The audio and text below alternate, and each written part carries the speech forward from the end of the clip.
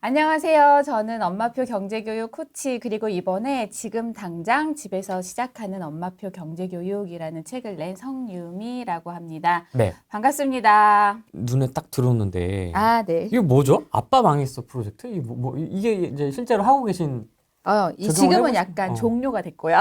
적용을 아빠만. 해보셨던 네. 이게 언제였냐면, 경제 공부를 하기 시작하고 나서, 부동산 투자를 시작하고 나서 알게 된 이제 심정섭 선생님이란 분이 계세요. 학군 네, 지도 학군 전문가. 학군 지도로 맞아요. 유명하시죠? 네. 맞아요. 그분이 이제 제안을 해주신 방법 중에 하나인데, 다들 투자금 마련에, 이게 부동산 보통은 갭 투자를 했으니까 예전에는, 그러다 보면 투자금이 어느 순간 떨어지잖아요. 마르죠. 그쵸. 투자금을 확보하기 위해서 한 방법 중에 하나였어요. 일단 내가 깔고 앉아있는 집에서 돈을 빼야 되는데, 그러려면 내가 대출을 받던가 아니면 내가 어디론가 이사를 가서 이 자금, 여기 묶여있는 자금을 활용을 할 수 있잖아요. 그래서 저는 아빠가 망했다라고 일단 선언을 해야 돼요, 애들한테. 그래서 아빠가 망했다라고 하고, 우린 그래서 이사를 가야 해. 그런 다음에 이사를 가는 거예요. 가장 극단적으로는 선생님이 말씀해 주신 사례는 그냥 멀쩡한 어디 송파 아파트에 있다가 어디 하남에 있는 무슨 빌라 반지하로 들어간 그런 케이스도 있다고 했는데, 저는 그 정도는 아니었고, 그냥 옆 동에 가장, 왜 한 아파트 단지에서도 가장 선호도가 떨어지는 동층이 있잖아요. 거길로 내려간 거예요. 이사를 내려가서 차익이 나온 만큼 이제 다른 곳에다가 투자를 했습니다. 아, 이제 그게 아빠 망했어라는 어떤, 근데 실제로 저희 남편이 망했거든요. 주식 투자하다 망해가지고 아, 여전히 우리 아이들은 엄청 망했다고 생각을 해요. 근데 실제로 좀 망하기도 했어요. 깡통을 찼으니까. 그래서 겸사겸사 아빠도 망했고, 저는 이제 그런 걸 핑계로 그렇게 이사를 가서 투자금을 확보해서 다른 지역에다가 투자를 하고, 그 집으로 지금 이사를 들어가 있는 상태예요. 조건이 굉장히 안 좋은 집으로 내려갔다가 지금은 그래도 자기네들 방 하나씩 다 있고 이런 집으로 이사를 간 거니까 아이들 좋아하겠네요. 입장에서는 엄청 좋죠. 드디어 우리 아빠가 망한 거에서 일어난 거냐. 이렇게 돼가지고 경제교육 측면에서도 되게 좋았던 것 같아요. 아이들한테 결핍이라는 거 가르칠 수 있는 기회였고, 그 다음에 저는 또 투자를 할 수 있는 기회였고, 지금 이 집으로 이사 오면서 아이들한테 진실을 알려줬거든요. 어떤 아, 식으로 해서 우리가 그렇게 갔고 이렇게 이사 올 수 있었는지 알려주면서 아이들은 되게 놀랬죠. 어머님, 거기서 빼낸 돈을 다른 곳에다가 투자할 수 있다라는 돈. 그 개념이 되게 생소하게 느껴졌던 것 같아요, 아이들한테. 그렇게 생각했겠네요, 진짜. 네. 깜짝 놀라면서. 돈이 일을 한다는 게 이런 거구나. 그리고 이제 그때와 지금의 집값 변화라던가 이런 것도 같이 자연스럽게 알려줄 수 있어가지고. 우리 엄마 진짜 찐 적폐구나. 장난 아니다, 진짜. 쌀 바라봐. 실거주까지 옮겨 다니면서 그쵸, 그쵸. 투자하는구나. 그래서 저는 진짜 별로 그렇게 극단적이지는 않았어요. 왜냐면은 아이가 학교를 전학 간 것도 아니었고, 어차피 같은 평형에 좀 안 좋은 상태의 집으로만 들어갔던 거기 때문에 아주 큰 변화가 있지는 않았거든요. 음. 그래서 아이들이 뭐 굉장히 좌절하거나 막 소심해지거나 그러진 않았던 것 같아요. 근데 제가 이런 방법을 제안을 드리면 다들 우리 아이들 상처받으면 어떡하나 되게 걱정 많이 해가지고 실천을 하시는 분들은 많지 않은 것 같아요. 근데 좀 아이들 성격이 부모를 닮아서 좀 밝아서 그런 거 아닙니까? 좀 이게 성향을 좀 잘 봐야 되지 않을까요? 맞아요. 내향 그것도 그래요. 내향적이면 또 조금 내향적인다기보다는 약간 예민한 사춘기 때 이런 걸 시도하면 조금 상처받을 수도 있어요. 우리가 되게 풍족하고 넉넉하다라고 생각을 했는데 망했어? 그거에서 굉장히 위축되거나 이런 성향일 수도 있거든요. 그래서 제가 계속 어릴 때를 말씀드리는 게, 또 어릴 때는 아이들한테 돈이 많이 안 들어가다 보니까 투자금 모으기도 좋고 경제 교육하기도 되게 좋거든요. 아이들이 친구들과 몰려다니면서 돈을 쓰기 시작하면 그때부터는 경제 교육이라는 게 굉장히 어려워지기 때문에 그 전에 했으면 좋겠다. 이런 생각을 많이 하고 있습니다. 그럼 요새 아이들은 진짜 진짜 네. 제일 여쭤보고 싶었던 게 네, 이건데 네, 네. 집 평수 음, 그다음에 뭐 아버지 어머니 자동차 네, 종류나 뭐 이런 거 네. 뭐 요새 알 거 아닙니까 애들도 차에 맞아요. 관심이 많으니까 정보도 맞아요. 많고 맞아요. 그런 걸 이제 정말 다이렉트로 물어볼 때가 있을 것 같아요. 있다고 하더라고요. 저희 아이들은 안 물어보거든요. 그러니까 한 번 물어봤던 적이 있어요. 왜 친구 집에 가면 친구 집은 방이 뭐 하나야? 우리보다 왜 방이 작아? 뭐 이런 거를 물어본 적은 있었는데, 이런 식으로 대놓고 쟤랑 나랑 비교하고 그런 적은 없어서 되게 심각하게 생각 안 하고 있었거든요. 근데 네. 실제로 제가 들은 얘기예요. 저희 남편이랑 이제 친하게 지내는 어떤 지인이 공무원이신데 뭐 부부가 다 공무원이에요. 그러면 딱히 어려움 없이 지내는 부부잖아요. 가정인데 아이가 하나 있는데 아이가 다니는 학교에 약간 작은 평형의 아파트와 큰 평형의 아파트 사는 아이들이 같이 모이는 학교라는 거예요. 근데 거기서 아이들이 진짜로 니네 집은 왜 작아?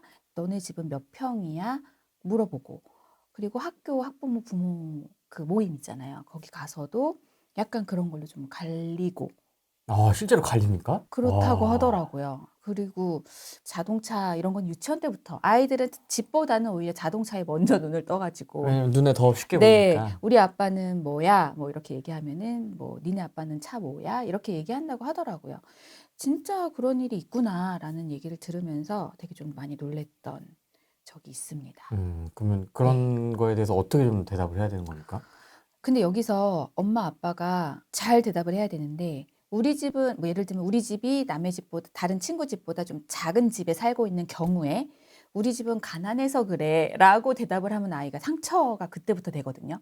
왜냐하면 가난과 부자 이거는 아이들이 어려서도 다 아는 개념이기 때문에 우리 집이 가난해서 쟤네 집보다 못 살아서 우리는 작은 집에 사는 거야. 나쁜 차를 타는 거야. 라고 생각을 하는 순간 되게 굉장히 위축되고 소심해지고 할 수 있단 말이에요.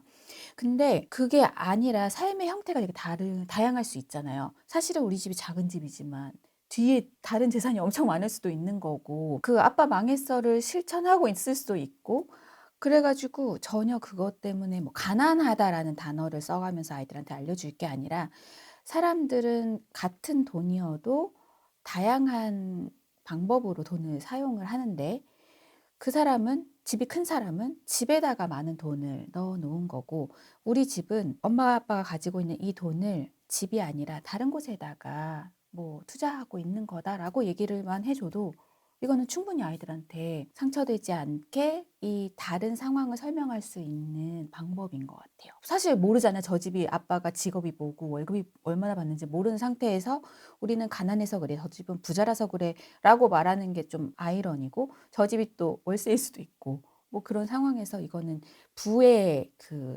척도라기보다는 선택의 문제라고 알려주면 가장 현명한 대답이 아닐까 생각합니다. 돈의 힘을 어디에 네, 주는 맞아요. 사람이냐에 따라, 맞아요. 가치관에 따라 또 다르고. 네, 네. 그래서 저 같은 경우는 당시에 집이 이제 다른 곳에 여러 채가 있었잖아요. 그러다 보니까 아이들은 우리 집이 이렇게 좀 작고 허름한 집으로 이사를 갔다고 하더라도 괜찮았던 게 우리 집은 다른 곳에 로봇이 되게 많아. 다른 곳에 엄마가 이렇게 투자를 해 놓았어라는 걸 알고 있었기 때문에 전혀 문제가 없었던 것 같기도 해요. 아들아, 엄마가 수도권에 쫙 깔아놨다, 갭으로. 걱정하지 마라. 뭐 이렇게. 네, 비슷한 말로 네. 걱정하지 마. 너는 그런 거 걱정할 필요 없어. 네. 이렇게 얘기를 해주는 거죠. 보통은 이제 그냥 얼버무리거든요. 뭐 네, 그런 걸 뭐 궁금해하냐. 맞아요. 공부나 해, 이 새끼야. 맞아요, 맞아요. 이런 식으로 맞아요. 근데 보통. 그러면은 그런 거 물어보지 마라라고 하는 순간 엄마한테 물어보면 안 되는 것이라는 게 딱 이렇게 문이 닫혀버리거든요. 그러면은 나중에 내가 진짜 궁금한 게 생겨도 엄마한테 못 물어봐요. 이건 소통을 딱 단절시켜버리는 거여가지고 솔직하게 다 얘기해주고 얘기하면 될 것 같아요. 이건 정말 소통의 문제라고 생각합니다. 마찬가지로 이런 거, 뭐 빌라에 사는 아이들과 다 선택의 문제잖아요. 내가 음, 같은 돈으로 빌라에 살 것인가, 아파트에 살 것인가, 뭐 자동차도 경차를 탈 수도 있고 좋은 큰 차를 탈 수도 있지만 이 경차라는 걸 저는 되게 오랫동안 탔는데 네. 전혀 문제가 없었던 게 아이들이 어렸고 그다음에 경차에 이름을 붙여주고 하면서 엄청 애정을 쏟았기 때문에 아이들이 거기에 또 굉장히 좋아했거든요. 그러니까 또 문제가 없었던 것 같아요. 월급 물어보는 사람들 있구나, 애들이. 다 물어보는구나, 네, 다이렉트로. 물어봐요. 특히 또 저희 아이들은 지금 저한테 엄마 강의 나가면 얼마 받아 물어보거든요. 근데 예전에는 이제 엄마 얼마나 받냐고, 월급이 얼마냐고 물어보더라고요. 근데 아이들이 그게 순수하게 우리 엄마 아빠와 다른 사람의 엄마 아빠를 비교하려는 목적이었던 건 아니고 그냥 얼마를 받는가. 왜냐면 돈이라는 걸 아이들이 다 이제 다 알다 보니까 10,000원, 20,000원 다 알잖아요. 치킨 한 마리가 2만 얼마라는 걸 다 알기 때문에 얼마야라고 얘기를 했더니 그럼 도대체 치킨이 몇백 마리냐 이런 식으로 계산을 하더라고요. 근데 그렇게 아이들과 그 월급의 규모라던가 이런 거 다 공유를 하고 있으면 아이들이 평소에 궁금한 게 있을 때 언제든지 물어봐도 되는 게 되는 거잖아요. 그리고 또 근데 이런 거는 좀 주의해야 될 것 같아요. 엄마 아빠의 월급이 얼마다라는 거를 굳이 다른 사람한테 얘기할 필요는 없는 거다.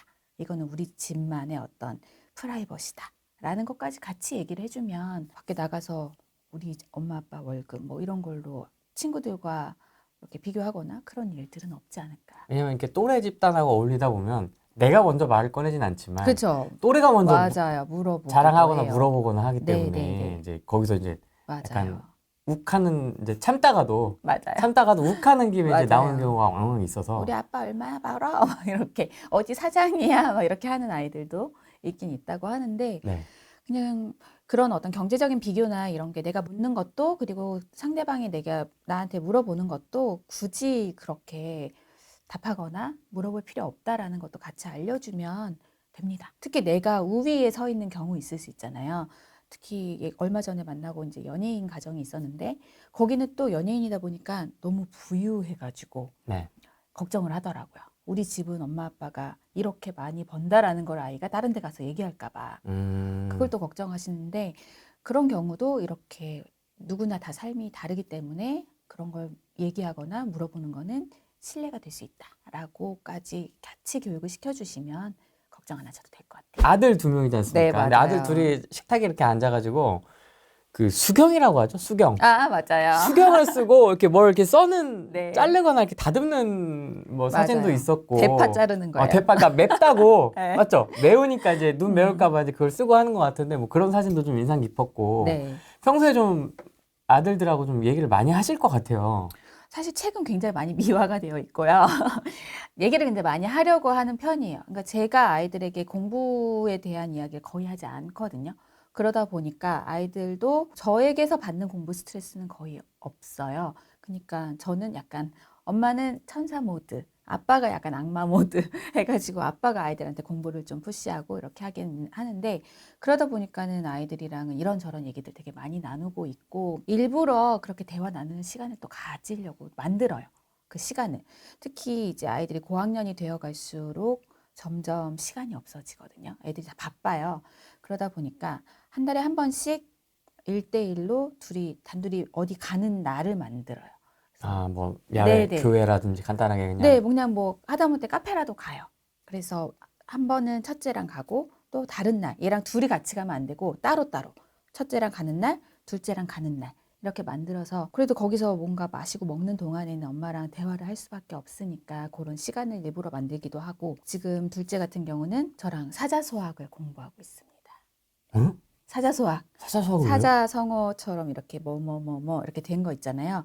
그 명심보가금은 아시죠? 네, 네. 네. 조선시대 아이들이 천자문을 띄고 나서 가장 먼저 배웠다는 게 사자소학. 네. 이거 다 띄면 명심보가. 네. 그 다음 논어. 이렇게 네, 넘어가거든요. 그래서 사자소학이 부모님과의 관계, 그 신체 발부 수지 부모 이런 게 다 거기 나온 얘기고 장유유서 이런 게 다 나오거든요. 그래서 그런 것들을 같이 매일 10분씩 대화를 나누고 있어요. 그러면 약간 인문학적인 인성교육도 좀 자유롭게 되고 근데 이것도 공부하자 하고서 막 한자 쓰고 이런 공부도 아니고 그냥 얘기 나눠요. 얘기. 이럴 땐 이래야 된대. 예를 들면 친구를 가려 사귀어야 된다. 왜냐면 간사한 친구를 사귀면 나도 따라서 간사해진다. 뭐 이제 이런 구절이 나오거든요. 그러면 너는 어떤 친구를 사귀고 있어? 물어보고. 어떤 친구가 간사한지, 좋은 친구인지를 어떻게 구분할 수 있을까? 이런 거 그냥 자연스럽게 묻다 보면 아이의 학교 생활도 알게 되고요. 아이의 생활 패턴이라던가 어떤 사고방식 알게 되면서 너무 좋아서 이건 정말 강추드리고 싶은 활동이에요. 아들 둘이 성향이 정말 달라서 왜 달라져? 네. 첫째는 말이 없어요. 아, 내향형이에요. 장남이라 그런가? 저도 약간 좀 그런 스타일인 것 같고요. 맞아요. 아이스럽고요. 네. 둘째는 완전 외향형이고 막 본인이 말을 거의 지분의 80%를 둘째가 가져가요. 그래서 둘이 같이 있으면은 첫째가 얘기를 할 타이밍이 없기 때문에 따로따로. 그래서 여러 아이를 키우시는 분들은 반드시 따로따로 한 명씩 이렇게 대화 시간을 꼭 가져주셔야 골고루 아이들과 대화를 나눌 수가 있는 것 같아요. 성적 관련된 건 좀 어떻게 얘기를 나누십니까? 성적. 성적은 저는 천사모드이기 때문에 아이들에게서 성적에 대해서는 얘기하지 않고요. 네. 이렇게 노력은 많이 합니까? 애들? 노력이요? 왜 노력도 안 하는 친구들도 있지 아. 않습니까? 책 집어 던지는 네, 스타일도 네. 있고. 근데 그 얘기는 해요. 너희들이 나중에 공부를 해서 왜 해야 될까를 계속 얘기를 하거든요. 근데 이제 저는 계속 그렇게 얘기를 해요. 모든 건 다 선택의 문제다. 우리가 돈이 많으면 이 돈 어디다가 쓸까도 선택이지만 공부도 내가 잘하면 내가 선택할 수 있거든요. 대학도 골라갈 수 있고요. 대학 가서 학점도 좋고 스펙이 좋으면 취업도 골라서 할 수 있잖아요. 내가 선택하는 입장이 되는 거고 내가 선택을 받아야 되는 입장이 되면 좀 많이 아쉽잖아요. 어디든 나 대학 붙여주기만 하세요. 어디든지 나 뽑아만 주세요라고 하면 내가 주도적인 게 나에게 있는 게 아니라 상대방에게 있기 때문에 저는 아이들한테 공부도 그 관점에서 계속 접근을 하고 있어요.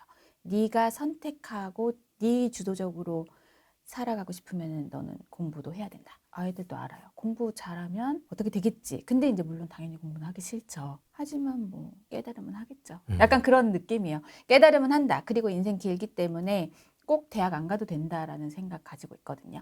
그러다 보니까 그렇게 막 대학에 막 목매는 교육보다는 어릴 때 길러야 되는 인성교육이나 그런 게 좀 더 중요하다고 생각을 그런 건 있습니까? 하고 있어요. 장래 희망이나 뭐 이런 게 있습니까? 각각? 네, 있어요.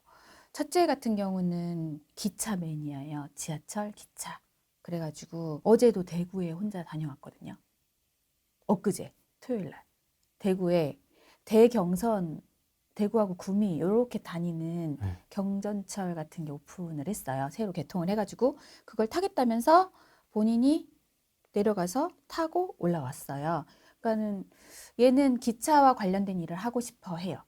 그래서 그 길이 정말 다양한 길이 있잖아요. 기차 분야에서도 기계를 만드는 쪽이 있고 뭔가 노선을 설계하는 쪽이 있고 뭔가 입지를 보는 쪽이 있고 막 하잖아요. 그 중에 이제 어느 분야로 갈지는 이제부터 좀 봐야 되는 건데 어쨌거나 그 분야라는 거를 정했기 때문에 지금은 본인이 그런 기계공학과나 이런 쪽을 목표로 공부를 하겠다라고 일단은 진로는 정한 상태고 둘째 같은 경우는 아직은 막연해요. 나는 과학자가 될 거야. 과학자 중에서 뭐 발명가가 될 거예요. 발명가 중에서 뭐 하면 로봇 발명가가 될 거예요. 그런 식으로 조금씩 좁혀가는 것만 제가 옆에서 계속 찔러주고 있습니다. 과학자도 너무 분야가 넓고 발명가도 너무 많다. 그중에 뭐 그래야 우리가 점점 어릴 때는 그냥 아무거나 다 하고 싶어 하잖아요. 그러다가 점점 좁혀가는 게 진로 선택이기 때문에 그런 진로 선택의 과정 이런 데서도 계속 본인이 스스로 탐색하고 선택할 수 있도록 저는 그냥 그렇게만 계속 얘가 너무 해이해지는 것 같은데 그러면 너 지금 그럴 때가 아니지 않니? 이 정도 하고 있는 중이에요. 요즘 아이들은 그러면 좀 어떤 특징들이 있는지 네. 조금 더 구체적으로 알려주십시오. 이게 뭐 예시를 저한테도 보내주셨는데, 네네. 뭐 마라탕, 탕후루, 버블티, 인생 네컷, PC방, 방탈출. 저도 해봤습니다. 방탈출 한 번 해봤습니다. 한 번. 네. 하도 뭔가 궁금해가지고. 네네. 근데 그거 한 칸도 옆으로 못 가겠던데요. 너무 어렵던데요? 그래서 애들 그냥 거기서 돗자리 깔고 놀았다. 뭐 이런 어. 애들도 있더라고요. 하도 못하니까 이렇게 방송 나오라고 인터폰 이제. 이렇게 해주더라고요. 이렇게 하라고. 맞아요, 맞아요. 근데 이제 이런 이야기를 예시로 써주셨고, 노페 눕시. 저 이거 얼마 전에 알은 눕시가 거예요. 뭐죠? 노스페이스 패딩 네. 브랜드 중에 네. 눕시라는 그 라인이 있나 봐요. 아. 저도 처음 알았어요. 눕시라는 게 별도의 브랜드인 줄 알았더니 노스페이스 안에 있는 눕시라는 패딩이 있대요. 네. 옛날에는 왜 노스페이스도 롱패딩이 있고 막 그랬는데 그중에 요즘 이제 숏 요런 거를 이제 눕시라고 하나 봐요. 옛날에는 전부 다 그냥 까만색 아, 롱패딩 다 김밥 같다고 막 그쵸, 그랬는데. 그쵸. 지금은 짧은 거. 아. 이제 롱패딩은 엄마가 입습니다. 엄마들이 애들 거 다 물려 입어가지고 아. 엄마들이 입고 아이들은 눕시라는 거 막 사려고. 근데 이게 비싸요. 종류별로 다 다르지만 40만 원에서 60만 원 정도 되는데 그런 걸 다 아이들이 다 나도 해가지고 아. 조르고 입고 다니고. 그러니까 여기서 아까 말씀드렸던 그 마라탕, 탕후루 먹고. 그러니까 점심 하면 마라탕, 탕후루 먹고 그 다음에 인생 네컷 찍어야 되고 그나마 요즘은 이제 추우니까 막 버블티 이런 거 잘 많이 안 마시는데 그래도 여름엔 또 아이스에 버블 가득 들어간 또 버블티도 마시고 인생 네컷 찍고 나면은 또 배가 고파 떡볶이도 먹어야 되고 PC방도 가고 막 만화방도 가고 엄청 코인 노래방도 놀아요. 가고. 네, 노래방도 가고 그러면 아이들이 한 번에 나가서 노는 금액이 한 4, 5만 원? 되거든요. 장난 돈을 아니야. 그렇게 써요. 그럼 대학생처럼 노는 거예요. 그러네요. 근데 뭐 초딩이라고 돈을 깎아주거나 그러지 않기 때문에 그렇죠. 아이들 다 그냥 그렇게 돈을 쓰고 오니 일주일에 한 번만 주말에 나가서 놀아도 뭐 한 달이면은 꽤 크다. 엄청 돈이 많이 필요하잖아요. 그러니까 아이들의 씀씀이가 점점 커지고 용돈 몇만 원 준다라고 하면은 그거 가지고 누구 코에 붙이냐. 과자 한 봉지만 해도 거의 2,000원? 이렇게 가까이 하잖아요. 그러다 보니까 아이들의 씀씀이가 점점 커지고 이제는 예전에 막 이제 땡그랑 한 푼 이런 거 없는 거예요. 그냥 기본 단위가 10,000원. 네. 이런 거 완전히 같아요. 다르구나. 네, 저 완전 때는 달라요. 그냥 공을 들고 아파트 놀이터에 가면 흙밭이었지 않습니까? 옛날엔 누가 있어 그냥 애들이 네. 그냥 같이 노는 거였거든요. 그냥 공 계속 차고 그냥 그 흙 내에 그냥 다 뒤집어 쓰고 그냥 집에 오면 그게 노는 거 끝이었는데 요새는 돈을 쓰지 않으면 이게 쉽지가 않겠네요. 축구공 가지고 논다고 하더라도 목마르면 음료수 마셔야 되잖아요. 근데 그것도 편의점에 가면은 포카리 스웨트 이런 거 막 1,500원, 2,000원씩 하니까 그런 거 사 먹고 그러려면은 진짜 돈이 필요한 거예요. 그냥 놀이터에서만 놀아도. 그리고 아이들 음료수, 그다음에 과자, 그다음에 쫀득이. 쫀득이를 왜 그렇게 먹는지 쫀득이, 그다음에 뭐 젤리 같은 거 엄청 사 먹거든요. 편의점에서만 몇만 원씩을 아이들이 써요. 그러다 보니까 진짜 돈이 많이 필요한. 우리 때랑은 너무 다릅니다.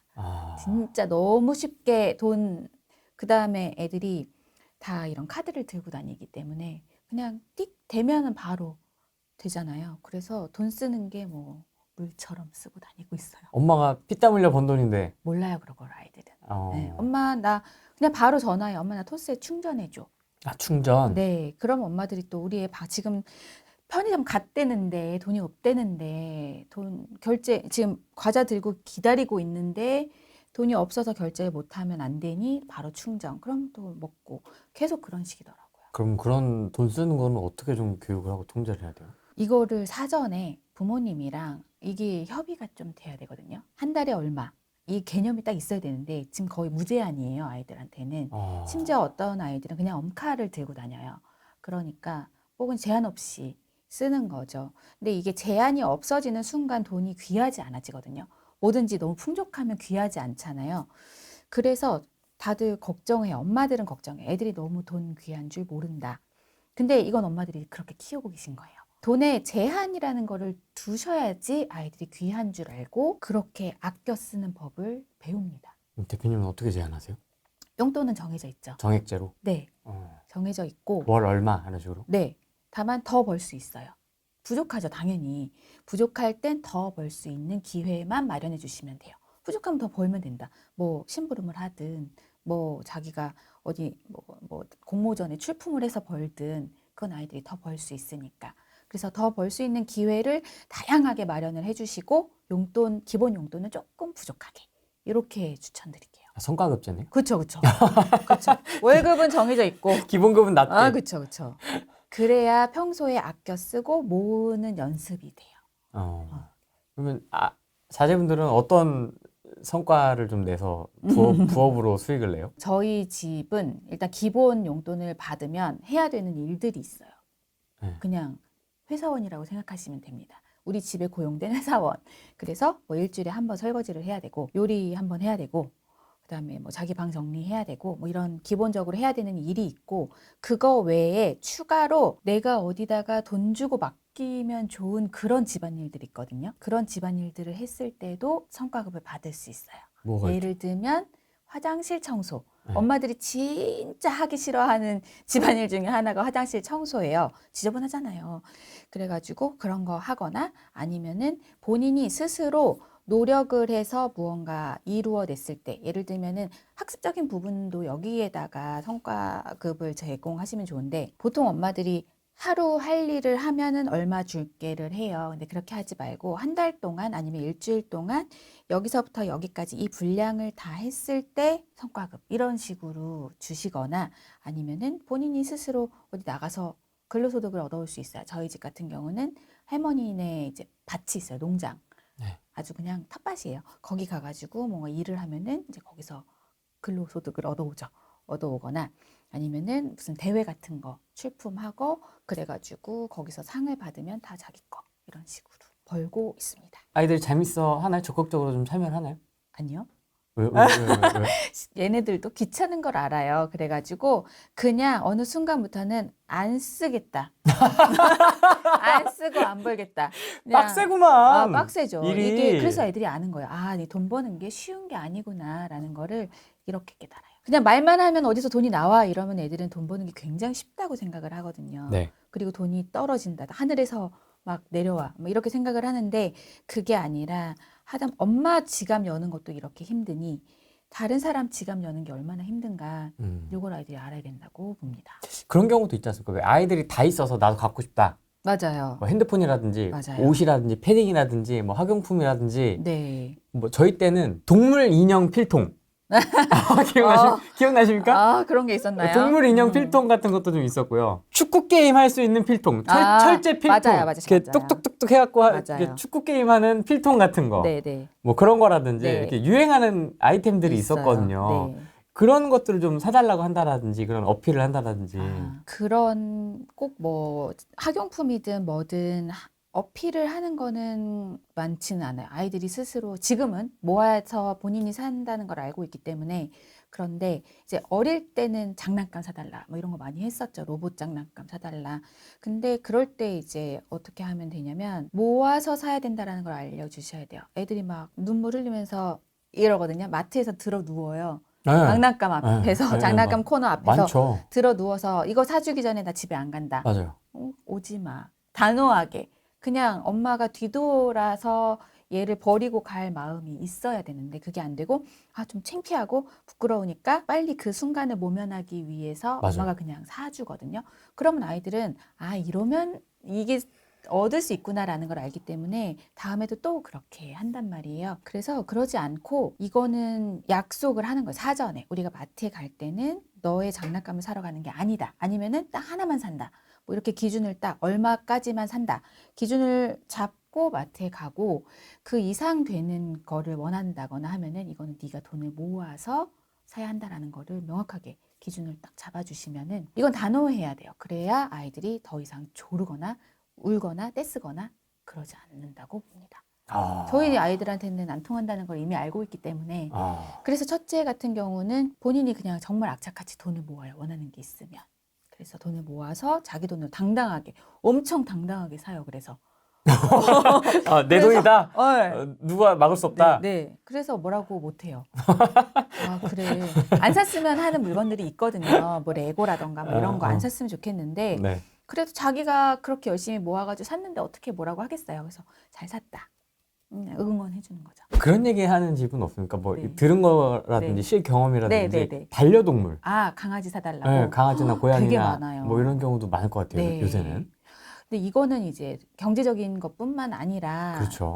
이거는 거의 뭐 자식을 한 명 더 그쵸, 키우는 그쵸. 거라고 하더라고요. 키우시나요? 아니요. 잠깐 대전에 있을 때 잠깐. 네.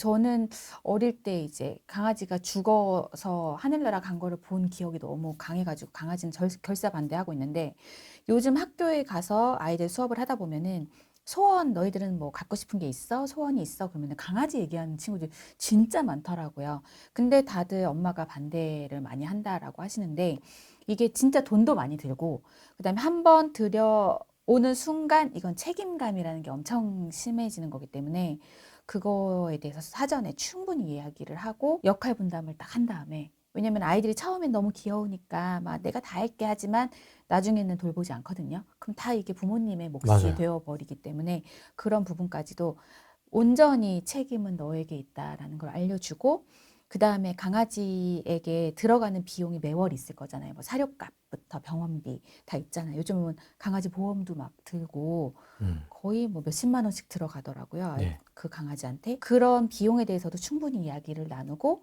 우리가 강아지를 키우는 순간 그럼 다른 쪽에서 뭔가 줄여야 되는 거잖아요.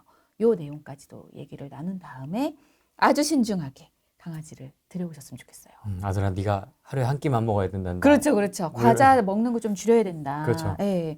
그리고 뭐 너가 갖고 싶은 장난감 이제 대신 강아지한테 이만큼 돈이 더 들어가니까. 그래서 돈은 한정이 되어 있고 내가 이거를 하고 싶으면 이건 포기해야 된다라는 개념을 일상에서 계속 알려주셨으면 좋겠어요. 굉장히 많을 것 같아요. 맞아요. 강아지가 맞아요. 왜냐면 요새 노출되는 그 뭐 유튜브나 TV에 많이 나오기 때문에 맞아요. 강아지가 강아지, 고양이 뭐 엄청납니다, 진짜. 저희 때는 이렇게 몰래 갖고 왔거든요. 병아리. 병아리는 학교에서- 저도 가져왔어요. 학교에서 파는 거. 네. 100원, 100원. 200원 이런 거 있지 않습니까? 근데 꼭 며칠 죽어, 지나면 죽어. 이상하게 죽어. 맞아요. 뭐가 안 맞나 봐. 죽어요. 금방 죽거든요. 네. 그런데 요새는 또 강아지로 경제교육의 관점에서나 네, 아니면 그 네. 외적으로도 좀 자녀교육의 관점에서 네. 어려운 점, 그다음에 어떻게 좀 네. 극복을 하셨나요? 그게 제일 어려워요. 아이들이랑 점점 만날 시간이 줄어든다는 거.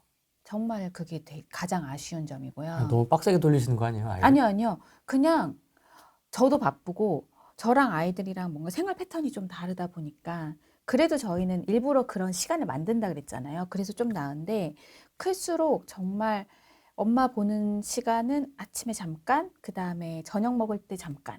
아니면 아이들이 거의 학원에 많이 가기 때문에 저희 아이들은 학원 안 다니지만 학원 많이 다니는 아이들은 거의 밤에 자기 전에 혹은 자기 전에도 못 봐. 엄마가 먼저 자고 아이들은 밤늦게 오고 막 하기 때문에 아이들과 만나는 시간이 줄어든다는 게 가장 아쉽고 어려운 부분인 것 같아요. 근데 저도 그런 걸 많이 느껴서 일부러 시간을 만들고 있는 지경이라 아마 더 바쁜 아이들은 엄마 만날 시간이 정말 없을 거예요. 근데 그렇게 되면 생기는 게 아쉬움이 뭐냐면 공통 관심사를 공유하는 시간이 없어지는 거거든요. 아이에게 어떤 친구 관계는 어떤지, 학업 스트레스는 뭐가 있는지, 그리고 지금 뭐 어려운 점은 뭔지 이런 얘기 나눌 시간, 그리고 경제적인 부분에서도 우리 집에 대해서 이야기해 줄 시간도 없어지고 하다 보니까 그러니까는 점점 경제 교육은 뭐 이제 안드로메다로 가는 거죠. 어려워져요. 그래서 어릴 때, 애들이 정말 시간 많을 때, 초등학교 저학년 때, 그때 놓치지 않으셨으면 좋겠어요. 어떻게 보면 그때가 진짜 네, 초등학교 네, 때가 네. 골든타임이네요. 그때 아니면 시간이 없어요. 뭔가를 하기에. 네, 맞습니다. 그리고 이제 그 경제 교육 관점에서는 아이들이 초등학교 3학년만 되면은 이제 돈 제대로 쓰기 시작하거든요.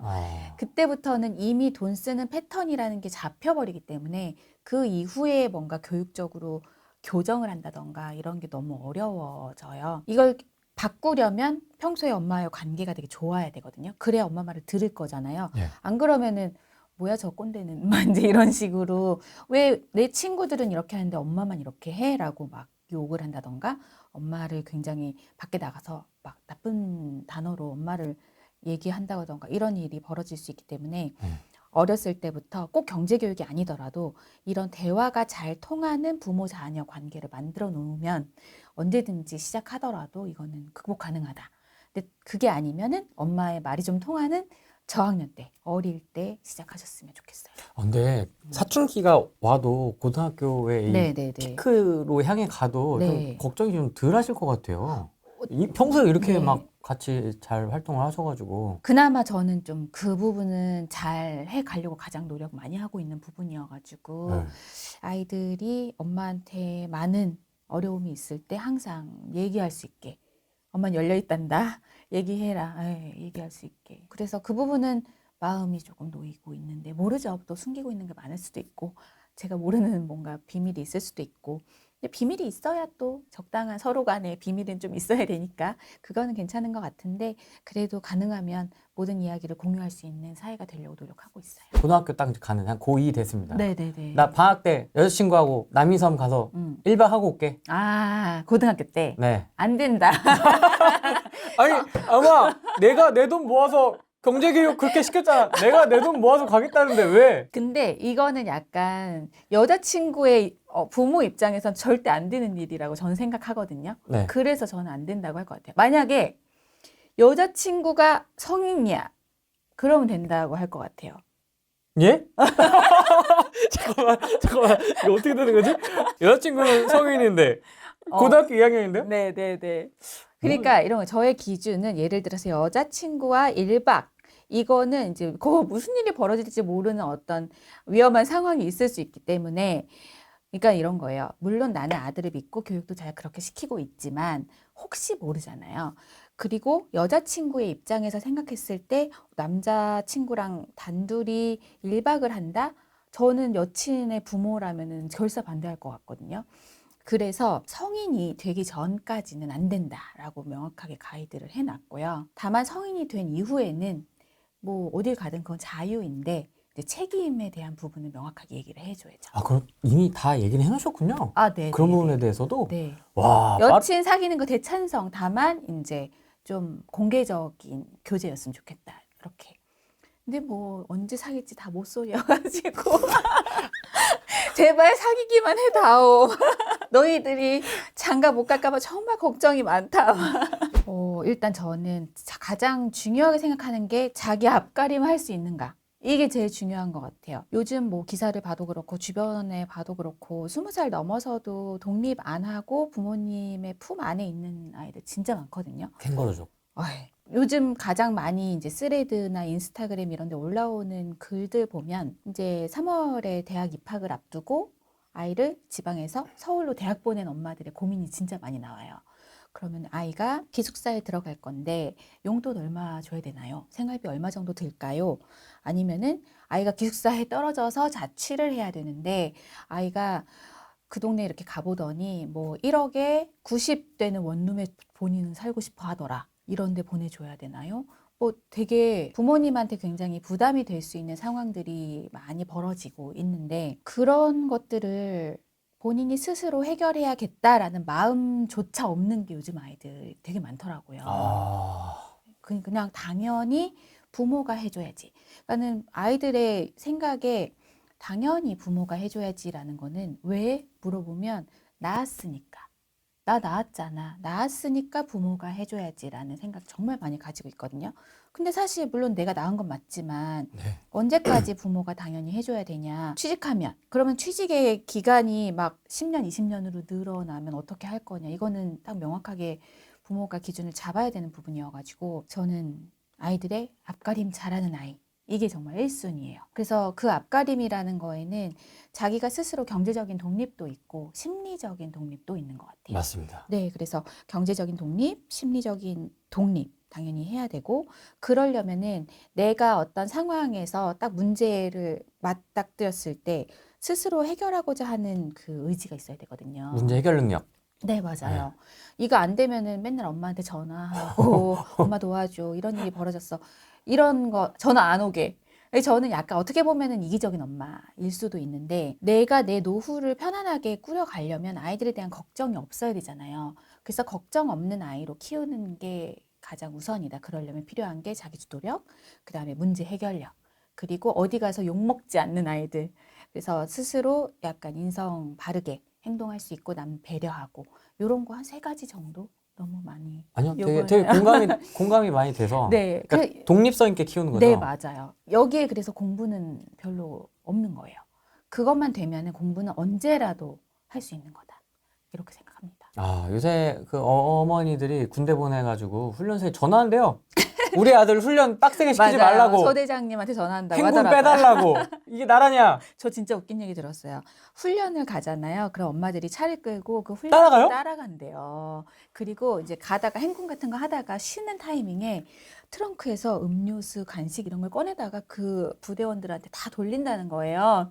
그래서 너무 놀래가지고 와 진짜 대박이다.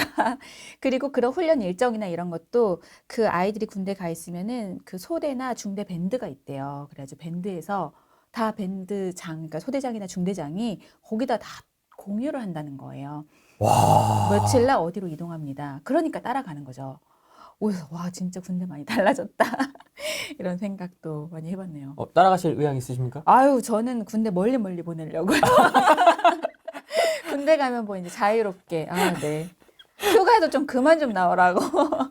요즘 휴가도 엄청 많이 나온다고 하던데요. 다르긴 한데, 예, 뭐 공군이냐, 네. 여기에 따라 좀 다릅니다. 네, 네, 예, 네. 뭐 근무 강도도 좀 다르고 다 천차만별이라서 그것도 그쵸. 하나의 또 세상이라서 그것도 아. 다 다릅니다. 어떤 사람 좀 편하고 조금 힘들고. 그렇죠. 그래서 옛날에는 뭐 24개월 뭐 이랬을 때 한 달 정도 군대 휴가 나온다고 하던데 요즘 18개월이잖아요. 이게 나라냐? 한 24개월은 해야지.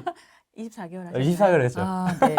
근데 18개월에 휴가를 또 더 많이 나온다는 거예요, 옛날보다. 그래요? 네, 그렇대요. 그래가지고 처음에는 다들 훈련소에 막 눈물로 엄마들이 들여보냈다가 휴가를 계속 나오니까 뭐 이게 군대냐 진짜 그 돈을 그런데요. 가져간다 그러더라고요. 꽤나. 그래서 월급이 보내달라고. 몇 백만 원 네. 한다고. 근데도 그걸 다 쓰고 네. 또 이렇게 달라고 하는 경우도 있고. 맞아요. 그래서 군대도 경제교육 요즘 많이 가거든요. 그러니까 저는 거의 안 가지만 이제 경제교육 강사들 가는데 보면 군대 되게 많아요. 왜냐면 워낙 이제 사병들이 월급을 많이 받기 때문에 월급이 이제 차차 200만 원으로 늘어난다고 병장 와. 월급이 그러면 사실은 저 3만 원부터 했네. 병장 때 3만 8만 원. 원. 병장 때 아, 8만 원. 야, 그러니까요. 집도 사겠다, 인간들아. 맞아요. 그래서 그거 모아 나오면 진짜 거의 몇 천만 원 된대요. 우와. 아, 되게- 너무 꼰대 같다. 야, 완전 올드한 야, 사람이 된 집 것 사겠다, 같네. 인간들아. 아이, 그래도 두 번 다시는 안 할 거다. 때려 죽여도 안 한다. 절대 안 한다.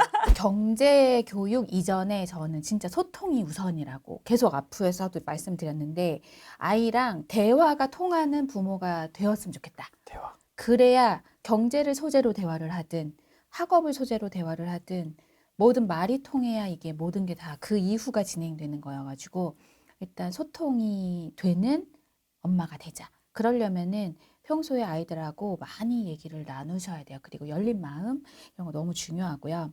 경제 교육을 할 때도 공부로 접근하지 마시고 항상 자 이제 이제부터 책을 좀 펴놓고 경제학 원론 이런 거 공부할 거 아니잖아요. 일상에서 할 수 있는 경제 소재들을 정말 많이 찾으셨으면 좋겠어요. 아이들이랑 편의점 갈 때도 그다음에 아이들이 게임하는 모습만 봐도 다 이게 경제랑 얘기 연결이 되거든요. 그런 소재들을 발견을 하고 그때 적절할 때 엄마가 쿡 찔러주는 거. 예를 들면 게임 같은 거 많이 할 때 아이들 되게 머니 사고 싶어 하잖아요. 게임 네, 머니 네, 같은 네, 거. 그럴 때 이제 어떤 대화로 게임 머니에 대한 어떤 대화를 이끌어 갈 것인가? 편의점에서 뭐 사 먹을 때도 여기 가서 사면은 조금 더 싼데 왜 굳이 여기서 사야 되는가도 물어볼 수 있고 지나가다가 무인 아이스크림 전문점을 봤다. 그러면은 왜 사람들은 여기 도둑도 되게 많이 든다고 하는데 왜 그럼에도 불구하고 무인으로 오픈을 하는 것일까? 뭐 정말 다양하게 물어볼 수 있거든요. 그래서 부모님들이 뭐 대단한 거 얘기해 주려고 하지 마시고 왜 너라면 어떻게 딱 요 세 가지만 활용하셨으면 좋겠어요. 아, 왜 너라면 어떡해? 네. 그래서 어떤 상황에서든 너라면 어떻게 할 것 같아? 왜 그렇게 생각해? 그리고 이거는 어떤 상황에서 이런 일이 발생했을까? 요것만 질문 던져주시면은 그냥 아이들의 머리는 그냥 자동으로 팽팽 돌아가는 것 같아요. 그리고 엄마가 답을 알려주려고 노력하지 마시고 답은 아이들이 찾는 거. 모르면 우리 다음번에 같이 찾아보자. 이렇게. 그렇게만 해주셔도 너무 좋은 경제 교육이 되고 요즘은 유튜브에 진짜 좋은 영상들 막 너무 많잖아요. 그래서 아이가 뭐 라면을 먹고 싶어 하면 라면 공장 영상을 찾아보시고 아, 과자 공장 영상을 찾아보고 그러면은 그 뒤에서 나는 최종 소비자지만 그 뒤에서 만드는 사람을 내가 관찰을 할 수 있잖아요. 그러면은 아 여기는 이렇게 커다란 기계를 놓고 이 어마어마한 재료들을 통해서 이게 이런 과정에서 만들어지는구나. 그러면 생산자를 내가 볼 수 있거든요. 소비자 입장이 되는 것뿐만 아니라 반대로 생산자의 입장에서도 한번 생각해 보는 거. 그리고 그렇게 해서 주식 교육까지도 갈 수 있는 거니까 자연스럽게 그렇게 확장해 나갔으면 좋겠습니다. 진짜 그 네. 초코파이 만드는 맞아요. 그런 거는 진짜 제가 봐도 재밌더라고요. 맞아요. 네. 이 단순 반복 되게 중독성 있거든요. 삼각김밥 만드는 거 진짜 오, 재밌어요. 네. 그런 영상들 보면서 공장이 이렇게 돌아가는구나. 그러면은 이제 또 나중에는 인공지능 시대까지 얘기가 흘러가거든요. 공장에서 사람이 일을 안 하잖아요. 그쵸. 다 기계가 그렇죠. 이렇게 돌아가면 사람은 무슨 일을 해야 될까까지도 대화가 계속 확장이 될 수 있기 때문에 어렵게 생각하지 마시고 일상에서 소재를 찾자. 이렇게 말씀드릴게요.